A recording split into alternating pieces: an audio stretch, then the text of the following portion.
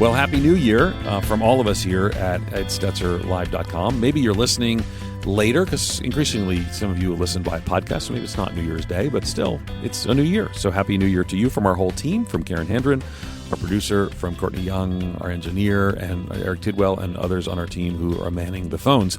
We wish you a Happy New Year.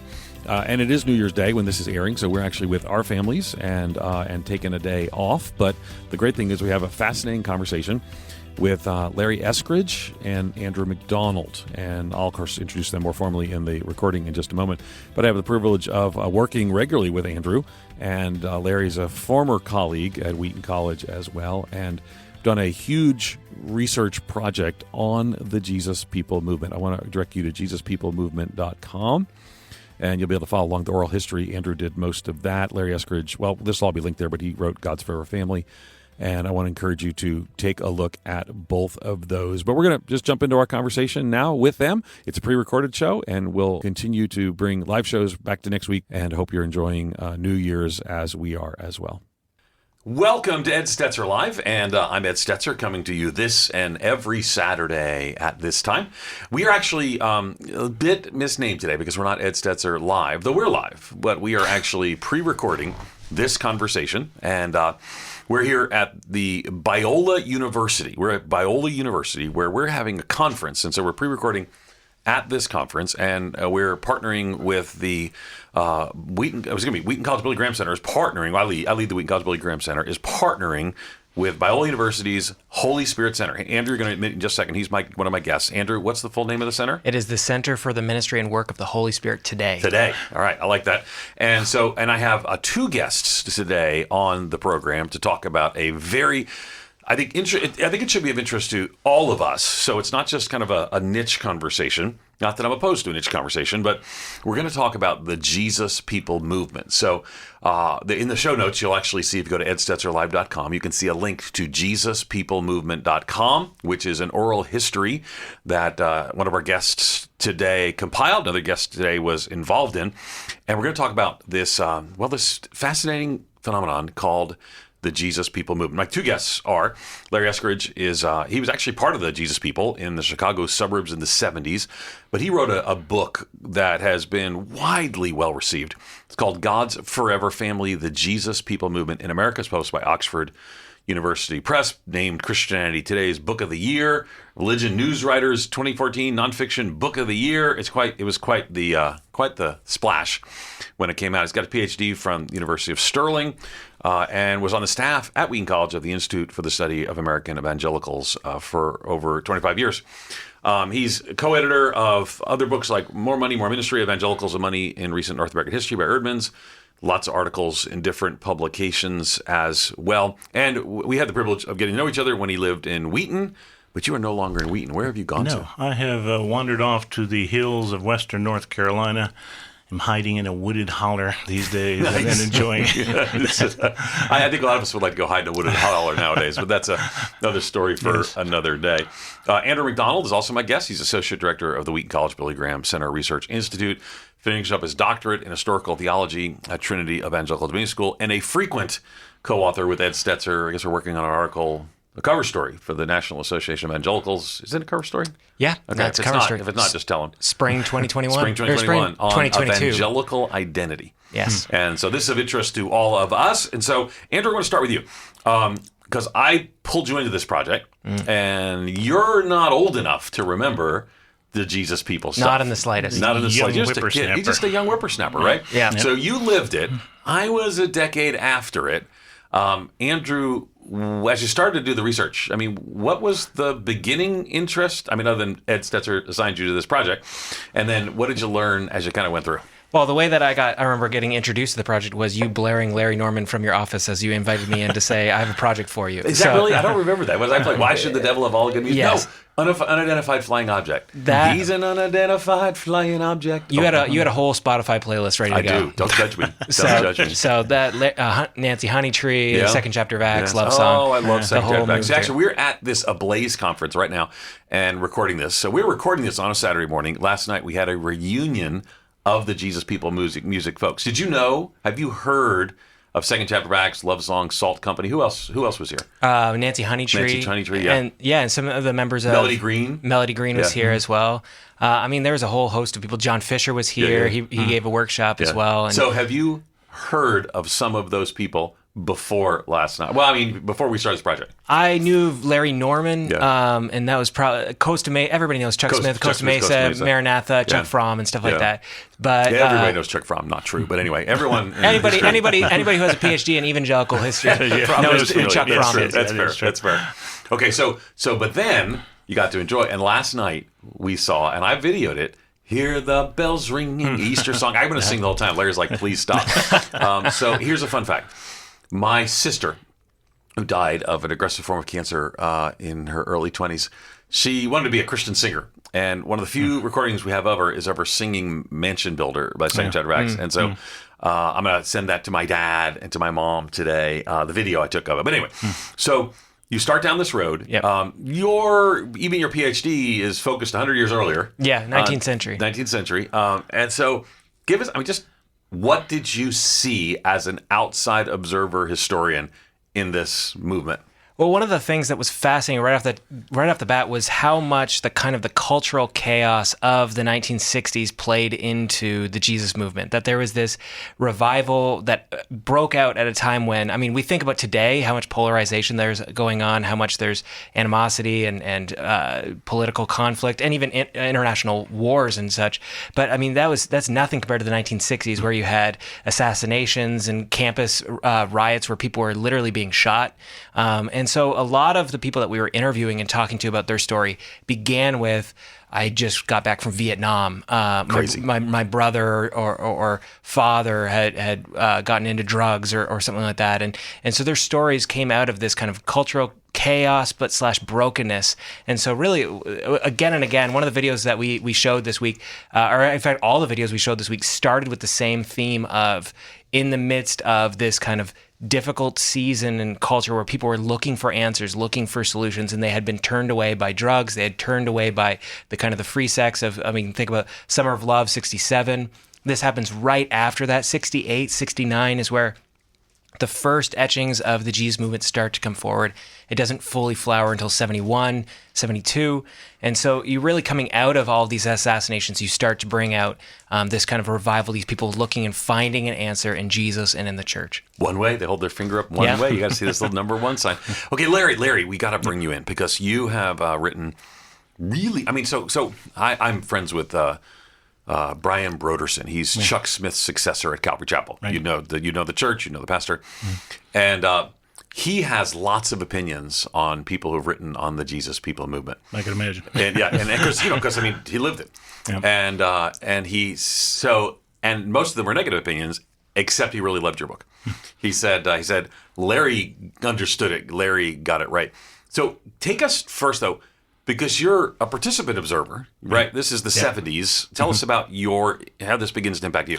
For me, it started when I was in high school. I had a social studies teacher. This is up in the far northern suburbs of Chicago, who had come out to Southern California in the summer of 71. Oh, nice. And he ran full war then. Yes, yeah. So he checked out, he was witnessed to by some hippies on the street, and started checking out Melody Land and Calvary Chapel. And so he was radically saved, a fellow from a Catholic background, and came back to our high school armed with copies of the Hollywood Free Paper and books, Run, Nicky, Run, Cross and the Switchblade, all this stuff that he had picked up, and all this other Jesus people bric-a-brac he brought with him.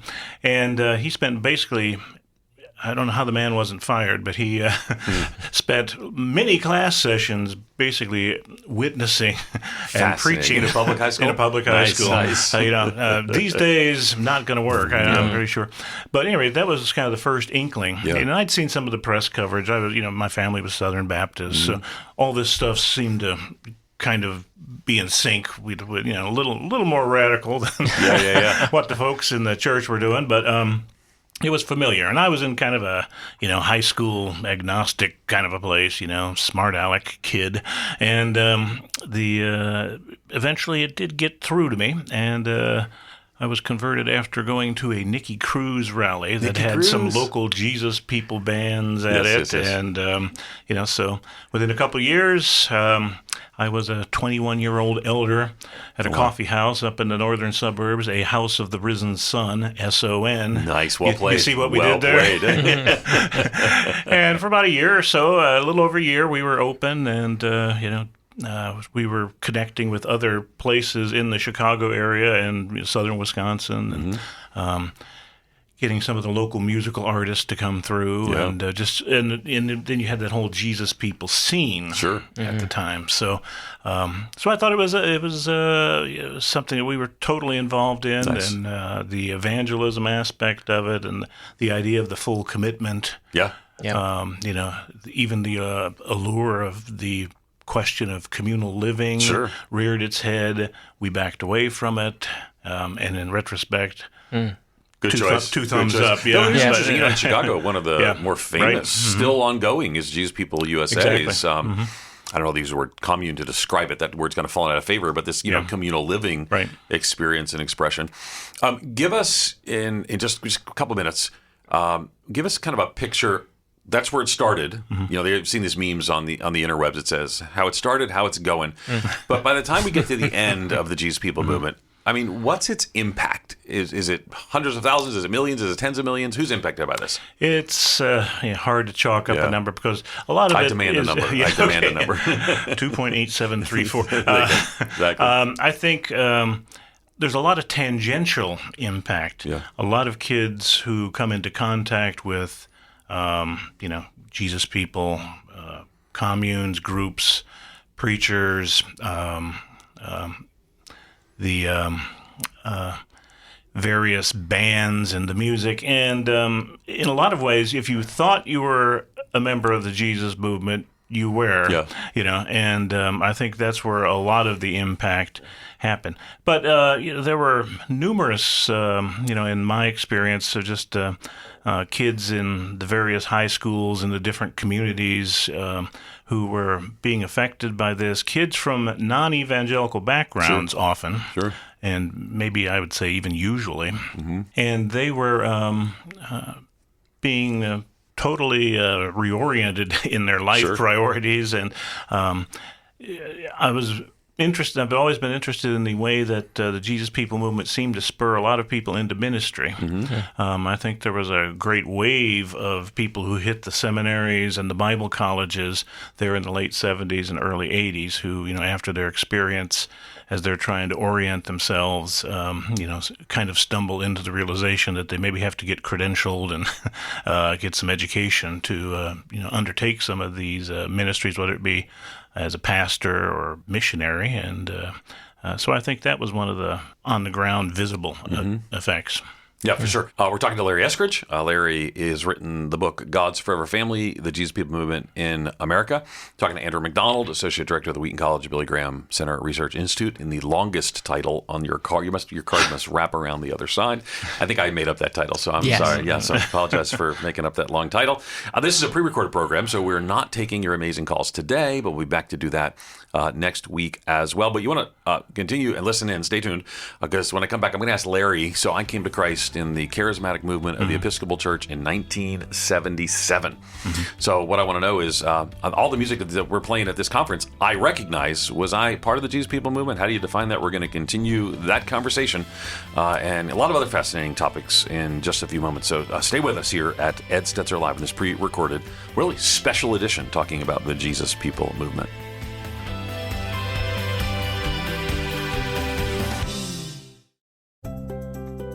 Politics brings more division than ever, and social media is moving many to be less social and more critical. Those with Christian views are also often being dismissed. Well, what if the rise of secularism, though, is good news for the church? Throughout history, these times of decline traditionally precede powerful spiritual renewal, even revival. You need to read Mark Sayer's book, Reappearing Church, The Hope for Renewal in the Rise of Our Post-Christian Culture. Get a copy of Reappearing Church today at moodypublishers.com.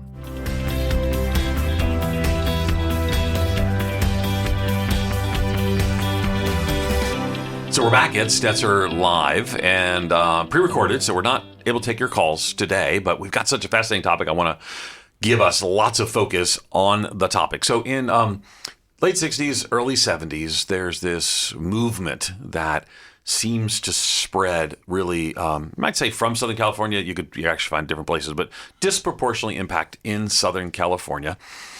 Spreads ultimately around the world. So Larry Eskridge is one of our guests. He's written God's Forever Family, the Jesus People Movement in America. Maybe in some ways the most significant book on the topic. So I'm a kid, grew up in New York City, moved down to Florida. There's this, by then you have names like Dennis Bennett and sort of things spreading through the Episcopal Church. You're familiar with all this in other times of research. So I come to faith in Jesus.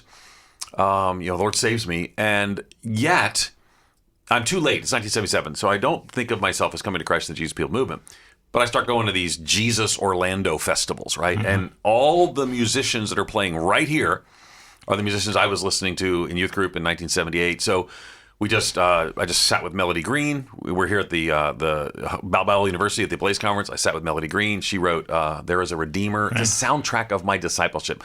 I became a believer, and I started listening over and over again to the Keith Green album "No Compromise." Right. So what's the longevity of this? Am I just a long tailer? Comes out the other side, or where does it fit? Could be. The influence, the music obviously is a huge avenue of impact that begins to stretch out into various sub-eddies within the church.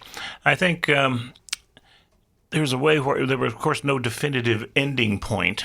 And the people who are actually in the movement, I don't think ever thought that it was over until, maybe the early 80s, and they sort of looked around and sort of scratched their head and thought, I think this Jesus people thing has maybe run its course. They probably noticed that things were different in the mid-late 70s.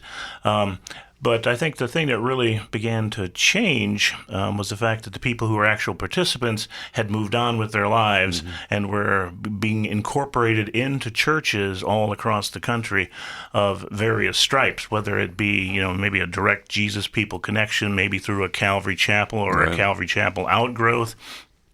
Churches that were related to their denominational tradition that they'd grown up in, or maybe they'd gotten involved in the charismatic movement and those sort of local fellowships, as they used to always be called. We were inside Episcopal Church, but that would probably be where we would be. So I didn't even know the word. I don't know that I even knew the words Jesus People Movement. I knew I had Larry Norman on a cassette tape, and I wore it out. Because he saw an unidentified flying object. You will see him in the air. People got to listen to that music. Okay, so it does seem, and that's a recurring theme. Andrew, when you were doing this oral history, Andrew McDonald's the Associate Director of the Wheaton College Billy Graham Center Research Institute. You were doing this oral history. I did some of the interviews. I don't know. You did most. You did by far the most. But some of the more fascinating ones for me was I asked people, well, what happened? When did it end? And what was that like? A couple people teared up. And I think there was almost a sense, Leonard Ravenhill and Keith Green. It's like we kind of expected perpetual revival, but revival doesn't seem to necessarily be perpetual. So as you look at it, when you're having these interviews, can you give us the time frame of where people talk about these years? Go back to the 60s and take me into the 70s, into the early 80s, and kind of tell me what you see. Yeah, so I think part of it depends upon who you talk to in terms of like where they are in kind of like you could look at it like tiers of the Jesus movement. There's this first original kind of generation where you have like John Fisher and the Agape Band and people in Southern California where that's like 67. Ted Wise is like 67, 68. Those are early. When you talk to those people, you talk about Ted Wise in your book. Yeah, Ted Wise, one of the kind of the first Jesus movement hippie. Him and his wife Elizabeth saved in San Francisco as part of John McDonald's church in San Francisco. John McDonald, the straight-laced Baptist preacher, quite an odd couple. But that odd couple repeats itself again and again in the Jesus movement. Straight-laced preacher, hippie representative. That's think about Chuck Smith. I'm a straight-laced preacher. You're the hippie. I thought I was a straight-laced preacher. Fair. Okay. But when you talk to these people, what you were saying, I interrupt you. Chuck Smith, Lonnie Frisbee. Like the prototype. Yeah, the prototype. But you have other ones. I mean, then Ted Wise goes off to Peninsula Bible Church, and he becomes the hippie to Ray Stedman's kind of stand. And people may even know the name Ray Stedman, where they might not know Ted Wise. This repeats itself. There's examples in Houston and Palm Beach, Florida, and Milwaukee. They're all over the place. This kind of paradigm of like straight-laced preacher, and hippie representative. But when you talk to this first generation, they tend to see the movement ending with Expo 72. They see Expo 72 as kind of like we've reached our like the ultimate level of fame and popularity, and now the movement has sold out to the man. It's now gone full, and they see that Expo 72 as kind of the last hurrah of the Jesus We're going to movement. have to unpack a little bit Expo 72 is, Larry. Yeah, I want to jump in there just to say I think there is a sense that for some of the Jesus people, that Expo 72 at one level is this big flash event. 85,000 people attend a rally put on by Campus Crusade for Christ. Right. Billy Graham and Johnny. Billy Graham involved. Johnny Cash. The crew put it on. Johnny Cash is there. The big concert with 150 to 200,000 people somewhere in there.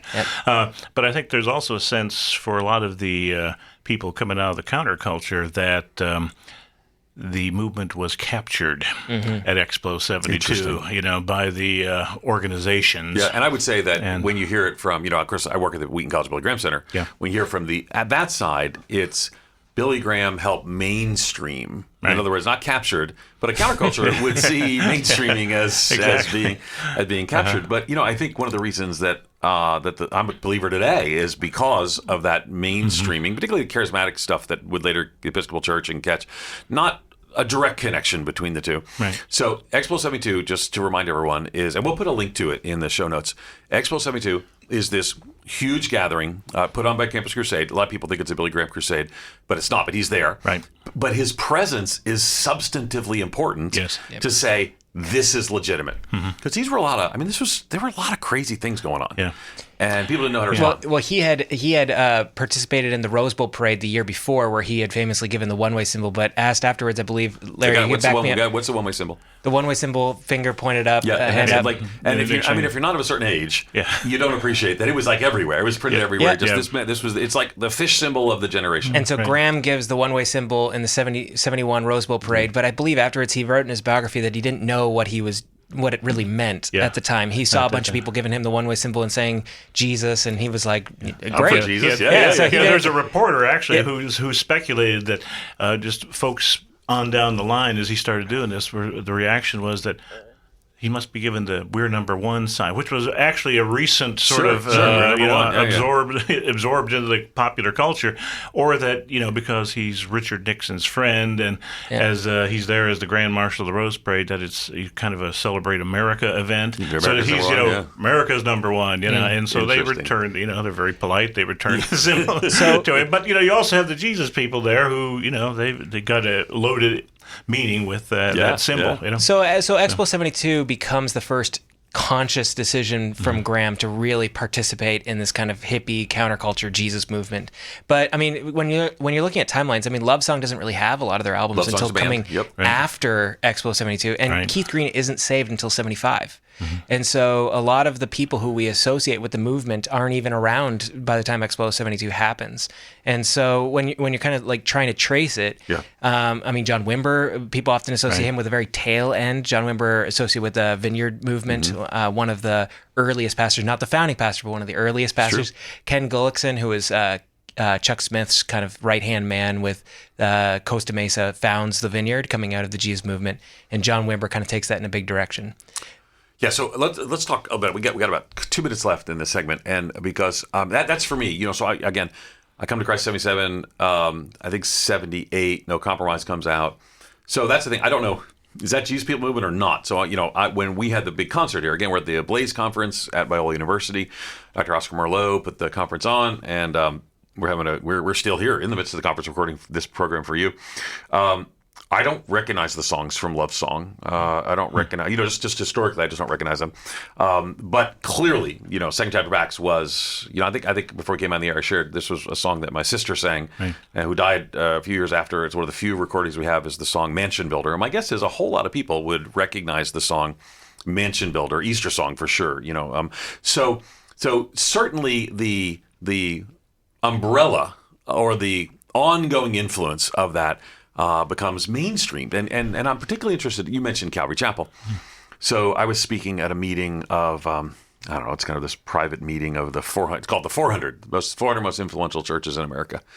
And I got up and said, your church is probably, they're all younger now. I said, you probably don't even know it, but your church is led like a Saddleback and worships like a Calvary Chapel. And the impact of the music is stunning.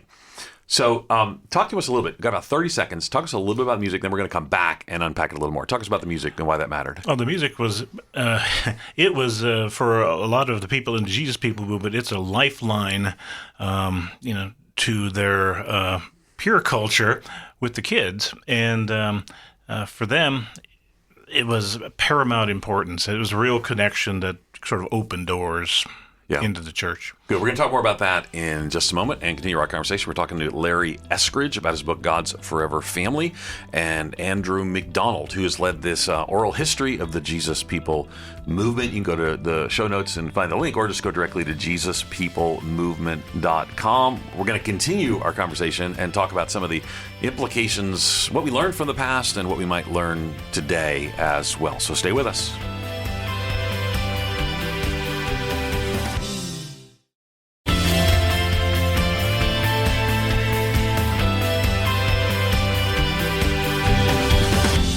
Hey, we're back. Ed Stetzer Live. Happy New Year. This is airing on New Year's Day.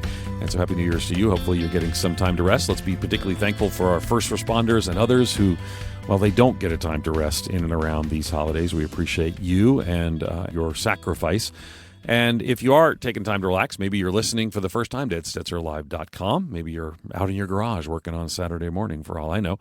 Let me encourage you to subscribe to the podcast. If you find this kind of conversation helpful, you can go to EdStetzerLive.com, Moody Radio app, links there. But we're with our families on New Year's Day, as you can probably imagine. So this is a pre-recorded episode, but I think it's one you'll find helpful and productive because you have two key thinkers who have written a book, in Larry Eskridge's case, a book on the Jesus People movement, and Andrew McDonald, who did a history on the Jesus People movement, what we call an oral history. We actually interviewed significant figures from the Jesus People movement, which is kind of movement in the 60s and the 70s. Go to JesusPeopleMovement.com, over 60 interviews. And we wanted to capture some of the history and the stories of what God did through the Jesus People movement. Let's listen to this conversation with Andrew and Larry.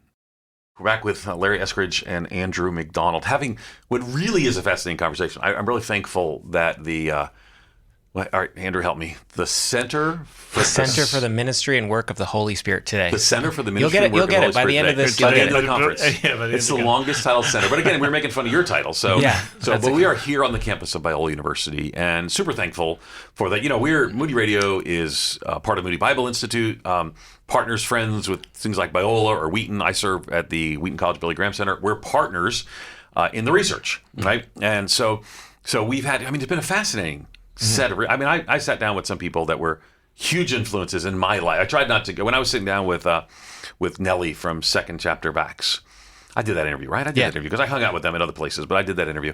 I was like, this is the soundtrack of my teenage years. And I was talking to Barry Corey, the president of Biola, last night, that I didn't grow up in a Christian home, came to Christ, and No Compromise was the album of my teenage years. And I actually said to Barry last night, and the melody, Green, I'm a sinner, still sin. But I didn't have that period of like backsliding or questioning at 16 or 17 or 18 because Keith Green was in my head. Mm-hmm. Because I was all in. That music shaped my spiritual journey. So I want to come back to that, Larry, because I think one of the often movements, revivals, awakenings do have accompanying music. Mm-hmm. But it's almost, in this case, you can't say which came first, the chicken or the egg. So you started to give us how important it was. Give us a little more kind of how that spread, what that looked like.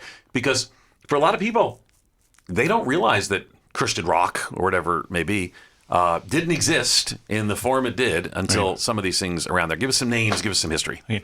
Well, early on, the Calvary Chapel orbit is very important, particularly in Southern California. And they promote, you get little groups coming out of Calvary Chapel like the Children of the Day, Mustard Seed Faith, and Love Song, which is the most important because they were actually people who had professional chops, experience, and sort of had a sound that could moved beyond sort of the rough, stuff you would hear in a prayer meeting or whatever. And they had the wherewithal to begin to know something about recording and distributing their music. But even in every little aspect of every little node, if you had any sort of coffee house or ministry that was important, there was usually a musician or a band that sort of helped solidify the appeal and the reputation of those organizations. And you begin to get this network of Jesus people institutions. It's almost... it's not a great analogy, but almost like the vaudeville circuit, and sort of informal networks that grow up where they begin playing around in different regions and areas and begin to make the music known. And eventually, you begin to get some of the people in, I guess you would call it, again, the evangelical networks, the established networks, who have... access with recording companies, particularly Word Records out of Waco, Texas. And they began to become the first real record label other than Chuck Smith's the Maranatha label. And they began to take a chance and say, we should try to record some of these musicians. The first one who really sort of connects with them is a guy named Randy Matthews, who is out of Cincinnati. And he was from a Church of Christ background, which is always somewhat there's ironic. A certain irony that the bands, musicians who officially cannot use musical instruments in their services, but outside of church, it's fine. Yeah. He was from Cincinnati, and he talked to the folks down at Waco and to Billy Ray Hearn in particular, who was working for Word, and said, your music's not connecting with the kids and the kids. And so they took a chance and let him record an album. And eventually they come out with Myrrh Records. Myrrh Records, sure. Where a lot of these guys first appear. And people like Honey Tree. And we heard Honey Tree last night. Who tuned her guitar on stage. Yes. Which in 1978, I remember her tuning her guitar on stage. Like every time I see her, she's tuned her guitar. So it was like flashback. Right. Yeah. Yeah, we saw her in 1975 at the Salt Festival in Howell, Michigan. Nice. About 3,500, 4,000 people were there. And we saw bands like the Liberation Suite. Yeah. Randy Matthews was there, Honey Tree. It was a flashback, definitely. That was fascinating, was it? Yeah. Well, I mean, did you stay for the whole concert last night? Yes. Yeah. I mean, it was just fun to watch. Yeah, and it was. It was also fun, too, is that I was standing on the side of the stage, and they'd come down just out of breath and say, I don't know how I did this. This is 50 years ago. I mean, some of these musicians are 70 plus years of age. Yeah. Nellie talked about, I hang out with Steve and Nellie in Colorado Springs. We have a little group that we hang out with, a little fellowship group. And she had 6 months to get her voice back in shape for this. Because, back to those vocals. Yeah. Those vocals are crazy. Yeah. All right, so talk to us about what you heard. Because you talked to musicians. I'm talking to Andrew here. You talked to musicians, but you also talked to people who were not musicians. But they all kept coming back to the music. Yeah. In ways that I don't hear as much today. Maybe some in the Hillsong conversation that's very music driven, but I don't even think that level. I think it was unique. Well, I think there's a couple points about the music that are just fascinating and unique to kind of the Jesus music specifically. I think the first one is how much the music in the 1960s and the 1970s, even outside of the church, is just so iconic. It's so deeply you think about like the Beatles and Woodstock, and it's just so attached to that period of time that it's so important. But I think one of the things that just happens again and again as I'm talking to people who are not the major musicians, not the love songs in the second chapter of Acts, but just regular people, part of the movement, was that how much that they listened to people they listened to albums, they went to Expo 72, and they would come back and they would try and do it themselves. They would I can do that. I can pick up a guitar. I can write my own songs. And I think part of that was when you think about Christian worship music today, you think about Hillsong, you think about the worship music, but that's not the Jesus music. The Jesus music isn't worship music. Right. It isn't meant to be sung on Sunday morning. That's a good point. Yeah. It is an evangelistic story. It is somebody telling their story. At coffee houses and called people to Christ. And that's different. Yeah. And so everybody has their own story. You're not a worship leader. Not everybody is a worship leader. Not everybody's going to go to their church isn't going to let you go and lead worship on Sunday morning. I can assure you they will not. But you can get some friends together and tell your story about what God has done in your life. And so a lot of people, like I heard from so many, that they went to Expo 72, they heard Love Song, or they heard somebody, some Jesus music band there, then they went home and they started their own band in their garage. Yeah. And they wrote their own songs and they were terrible. But I mean, your and I's close friend, Craig Ott, this is one of his stories, that he heard Love Song at Costa Mesa and went and started his own Christian music band. And Greg Ott's now a professor at Trinity Evangelical Divinity School. One of the most respected missiologists in America today. There's a connection to missiology, I think, and this a little bit to get there. Long-haired hippie in his day. Larry Norman, just everything I had Larry Norman stuff all the time. And I actually had this conversation with Larry Norman. I think I shared with you the email exchange that we had. It was fascinating. But I still remember, he just told a story. I've been knocked down, kicked around. Some people scandalized my name. But here I am, talking about Jesus just the same. Larry knows it. Ooh, I've been rebuked for the things I said. And it's just fascinating. He tells the whole story. So you're saying this isn't an email he's singing to you? No. I didn't. So we had a fascinating. I was writing a book with Elmer Towns. It was a chapter on music. And I called him up, and because he was, just scandalously, he had long hair and jeans and playing this rock and roll music. He was out there. And what was fascinating was in the email, and I publicized, I put it out there, is how critical he was of the next generation of musicians. They're just jumping around on the stage and looking crazy, et cetera, et cetera. And I thought, that's what they said about you. And it was just fascinating to see. In a sense, we all eventually get to that place. I want to talk about in the next segment, particularly some about evangelism.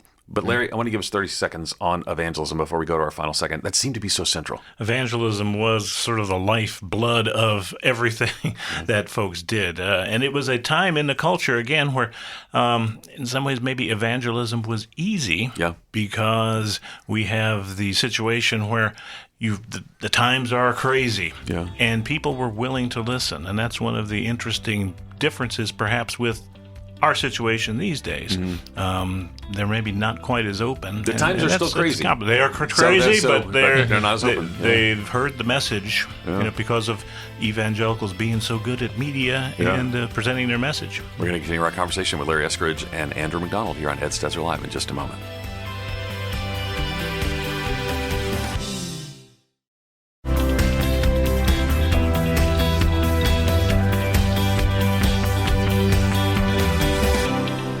Hey, again, Happy New Year. One final segment with my friends Larry Eskridge and Andrew McDonald. We're talking about the Jesus People movement. We're taking a day off as it's New Year's Day. Maybe you are as well. But if not, if you're listening in the garage, doing some work on Saturday morning, make sure you subscribe to the podcast so you can listen to this program all the time at the Moody Radio app as well, edstetzerlive.com. Let's jump back into the conversation. Hey, we're back in our final segment, Ed Stetzer Live here. I'm having too much fun. Sometimes I'm talking to people about things that I think are interesting, but this is something that changed my life. Again, I'm too young to be in the Jesus People movement, but certainly impacted by the tail end of it. Larry Eskridge was a part of the Jesus People movement. His book is a well-known book, is God's Forever Family: The Jesus People Movement in America. Also with Andrew McDonald, who works at the Wheaton College research, Billy Graham Center Research Institute, and he did this oral research project. You can find it at JesusPeopleMovement.com.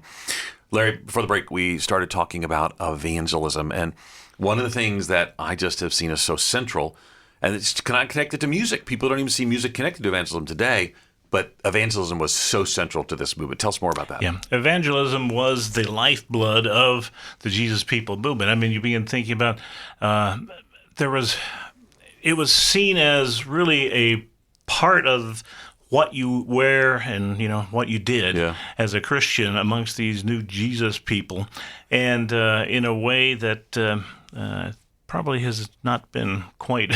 I wouldn't think. Yeah, I don't see it today. Since then. But the idea of street witnessing, going door to door, holding impromptu meetings on the streets, inviting people to a coffee house to just chat or to listen to a singer. We had the Jesus papers that were produced that were handed out, on the streets and given to friends, left in the laundromats, Love that. that sort of thing. And using also stuff like tracks from the American Bible Society and Chick tracks. Chick tracks. I remember Chick tracks. Yes. Which as we look back on those particular instruments, maybe not the they were greatest. sometimes a little more aggressive. We might be a little more subtle. But again, today. in the 60s and 70s, that stuff hit. I mean, people were in your face. It fit right in with the underground comics and the underground newspapers. It was part of that whole ethos, and it worked. Yeah. And, I know people who are believers today because of a Chick track left to be perfectly blunt, left on a urinal. Yeah. And so I know a guy who came to Christ looking at a Chick track that he picked up off a urinal. Yeah. So. People finding them in telephone booths. Remember, there's a blast from the past. What is that? Exactly. That sort of thing. Okay, so so one of the things too in these oral histories that I did was the coffee house. Coffee house. I mean, we think of a place where you get coffee, but that's not what it was. No. The music would then come, and it would be followed by gospel. So tell us about what those coffee houses look like, and where do the evangelism fit in there? Yeah, the coffee houses. I mean, it was almost like there was a supply house somewhere that fitted all these coffee houses. Carpet squares on the stage. Right. They'd come up with these old wire cable spools and used as tables, and very dark usually in the place. Maybe a candle sitting on the table, but. They were really sort of a networking place for these Jesus people groups just to hang out and to chat. And it also served as a venue for evangelism. And one of the interesting phrases I came across was that somebody I interviewed at one point talked about how that their local coffee house, that was the face of the Jesus people movement for them. Interesting. Again, this sort of local idea, that in some ways, Tip O'Neill is... credited with the statement, all politics are local. Well, in many ways, all Jesus people were local. Interesting. And really, it happened in these coffee houses that kind of the lifeblood. And at some point, the communal house was sort of what you would say as this is the archetype of how Jesus people exist. Right. But very early it shifted to the coffee house. And that particularly when the Jesus people began to sort of evolve from being countercultural street people, maybe homeless kids, coming out of the drug culture, and beginning to impact kids more in church youth groups, high school age kids. Well, they didn't need a house necessarily, but they needed a place to gather. And so the coffee house really took that over, and that was became the central sort of organizing unit in the whole movement. Yeah, that was pretty much gone by the time I come to faith, at least where I was. But it had definitely kind of become part of the youth group experience, some of that. So we had coffee house nights at church, which is very different than, they find a little dusty place to have that. But again, it's that mainstreaming that in some ways had negative impact. Talk to us more about Andrew McDonald. You and I were served together at the Wheaton College Billy Graham Center. We're driven by reaching people, by evangelism. That's why we exist. What lessons did you take away in your interviews of what was happening regarding evangelism? And if you don't mind, tell me those lessons and then talk about how some of them might apply to today.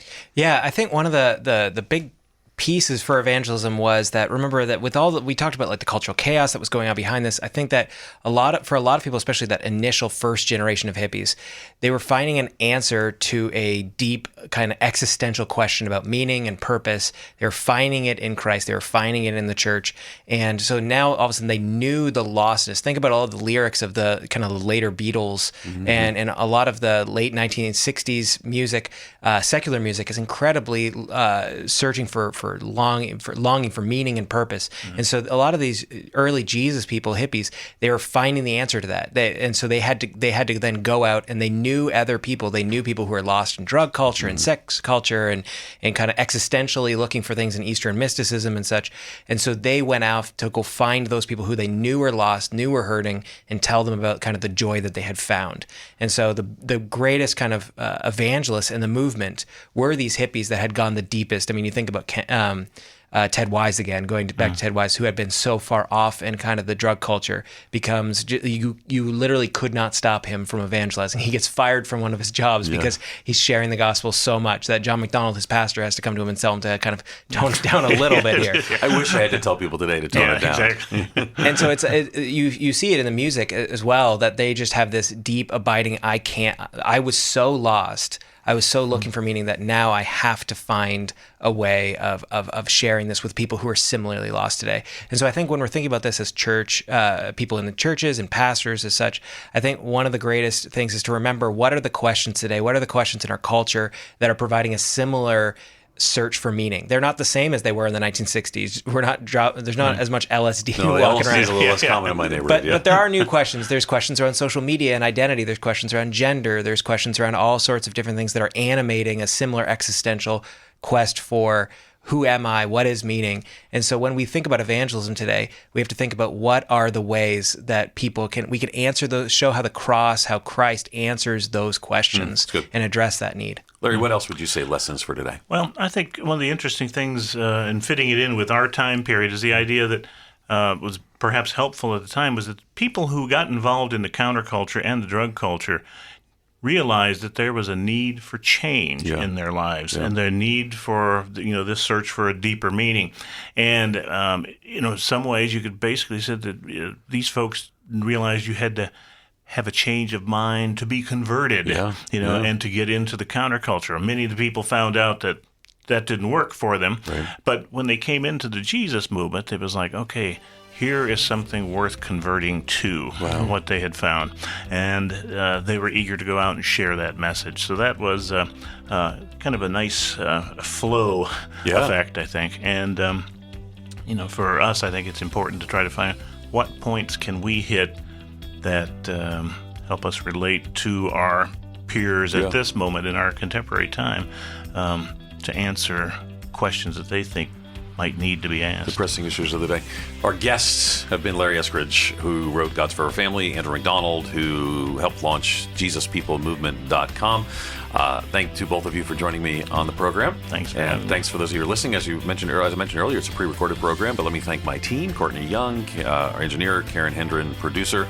No one on the phones today, so I won't thank that person. We usually have some great phone team members as well. Thanks for listening. Ed Stetzer Live is a production of Moody Radio, which is a ministry of Moody Bible Institute.